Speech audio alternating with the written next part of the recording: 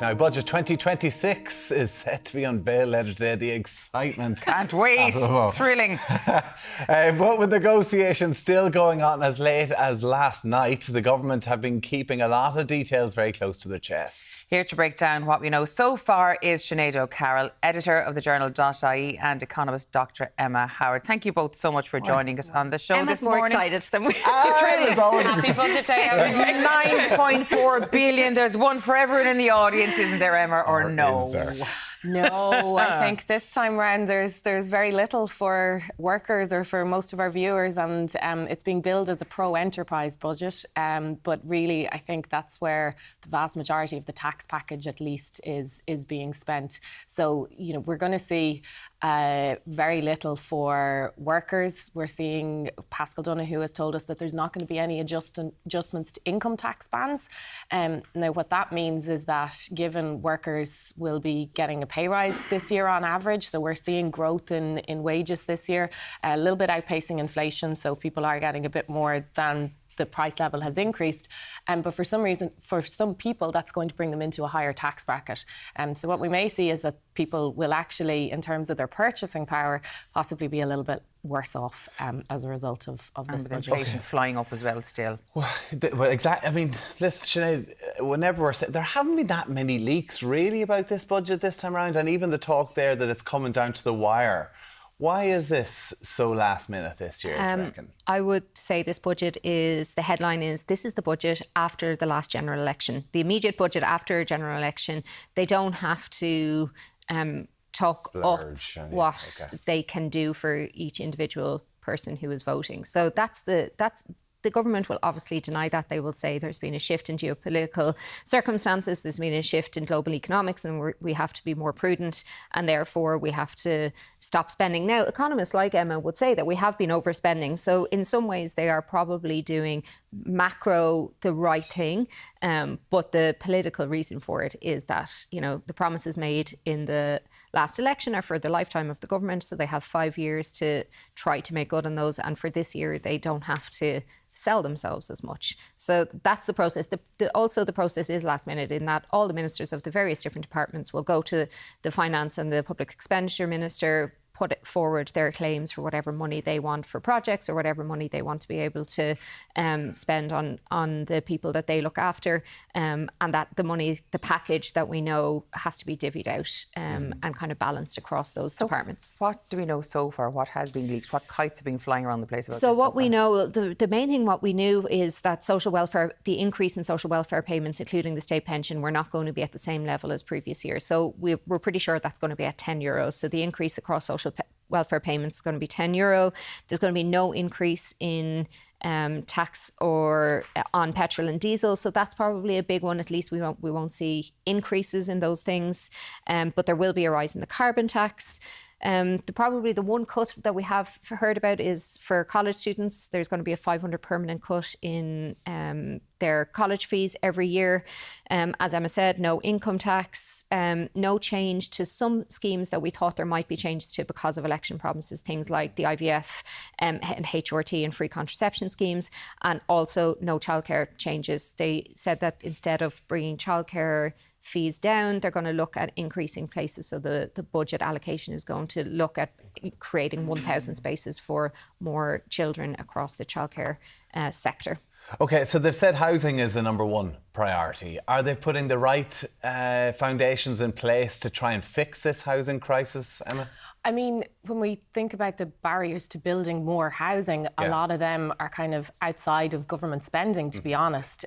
So, if you look at things like the efficiency of the construction sector in Ireland, our planning and regulation system, so the delays in planning applications, and our creaking infrastructure. So, this is one thing that we want to see today is we saw the National Development Plan in the summer, but very little detail on, which projects were going to be prioritised and how they were going to be carried out.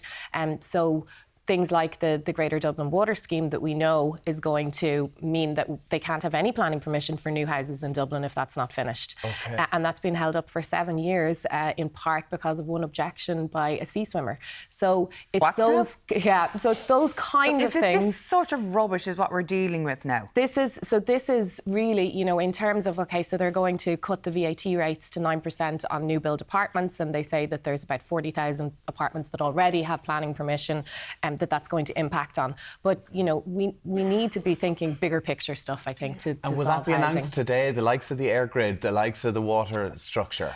It's possible we'll see some more detail, but again, we don't have any leaks. That was on where that. the whole Apple tax money said was going to be spent, where we haven't heard any more on that. Exactly, and that's another thing that we want to see is, are they going to be committing more money to that Future Ireland fund? Because we know we have, apart from our infrastructure, we've got climate change. I've seen nothing so far leaked that's going to address our emissions reductions targets, and we're looking at massive fines up to 26 billion is what we're going to have by 2030.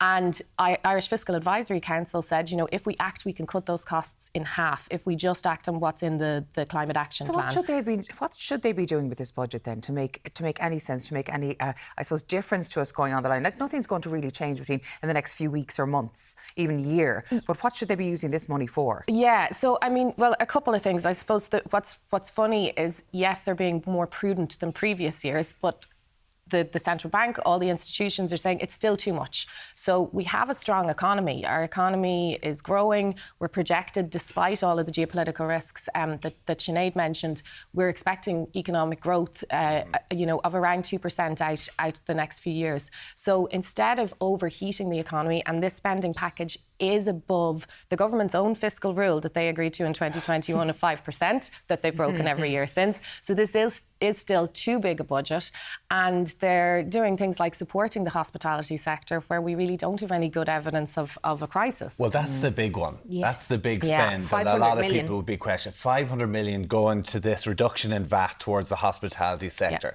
Now, listen, we know all businesses are struggling around the country, and we see a lot of restaurants and cafes closing down.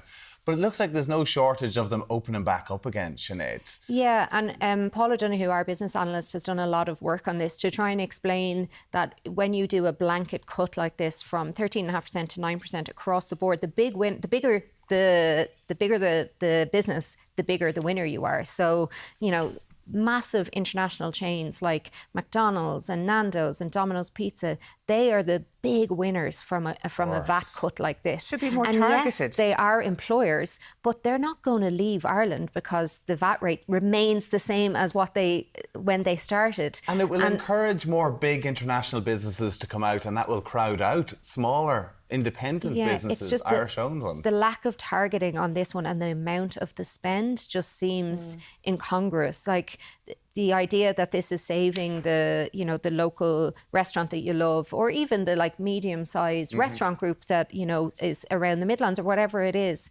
Like, there are other mechanisms that we could target businesses like that, you know, require help or require some sort of state support. But this blanket cut that costs all of us doesn't seem to make a huge amount of sense. No economist thinks it makes sense. I don't think you need an economics degree to figure that out.